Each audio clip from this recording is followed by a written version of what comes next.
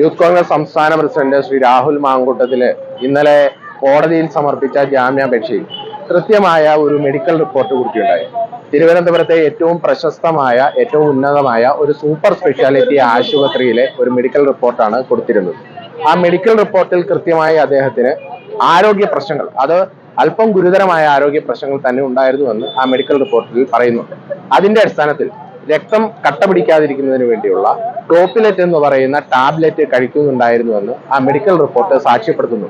അപ്പോൾ ഈ മെഡിക്കൽ റിപ്പോർട്ടാണ് ഇന്നലെ ജാമ്യാപേക്ഷയുമായി ബന്ധപ്പെട്ടുകൊണ്ട് ബഹുമാനപ്പെട്ട തിരുവനന്തപുരത്തെ വഞ്ചിയൂർ കോടതിയിൽ സമർപ്പിച്ചത്.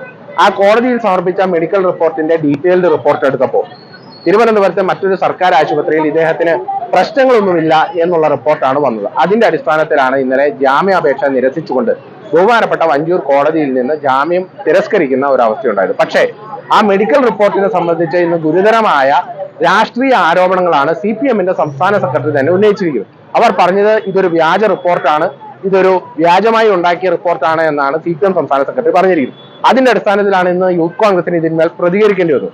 ആ മെഡിക്കൽ റിപ്പോർട്ട് വളരെ കൃത്യമായ, അദ്ദേഹം 3 ദിവസം ആശുപത്രി വാസത്തിലായിരുന്നു. ആ ആശുപത്രി വാസത്തിന്റെ അടിസ്ഥാനത്തിൽ അദ്ദേഹത്തിന് ഗുരുതരമായ ആരോഗ്യ പ്രശ്നങ്ങൾ ഉണ്ടായിരുന്നു. പക്ഷാഘാതം പോലും ഉണ്ടാകാനുള്ള ഇടയുള്ള സാഹചര്യം ഉണ്ടായിരുന്നു.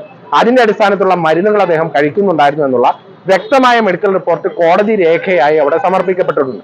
അപ്പോൾ എങ്ങനെയാണ് ഇത്രയധികം ഗുരുതരമായ ആരോഗ്യ പ്രശ്നങ്ങളുള്ള ഒരു വ്യക്തിയുടെ മെഡിക്കൽ റിപ്പോർട്ടിൽ കൃത്രിമമായി അല്ലെങ്കിൽ ഒരു അട്ടിമറി നടക്കുന്നത് എന്നുള്ളതാണ് സ്വാഭാവികമായി ഞങ്ങൾക്ക് സംശയം ഉന്നയിക്കാനുള്ളത്. അതുകൊണ്ട് തന്നെ തിരുവനന്തപുരത്ത് ഈ പരിശോധന നടത്തിയ ആരോഗ്യ ഉദ്യോഗസ്ഥരെ വിശദമായി ചോദ്യം ചെയ്യേണ്ടതുണ്ട്. ഇതിന്മേൽ ഒരു അന്വേഷണം നടക്കേണ്ടതുണ്ട്.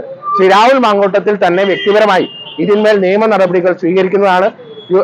CPM-ന്റെ സംസ്ഥാന സെക്രട്ടറിക്കെതിരെ അതിശക്തമായ നിയമവഴികളും ഞങ്ങൾ തേടുന്നതാണ്.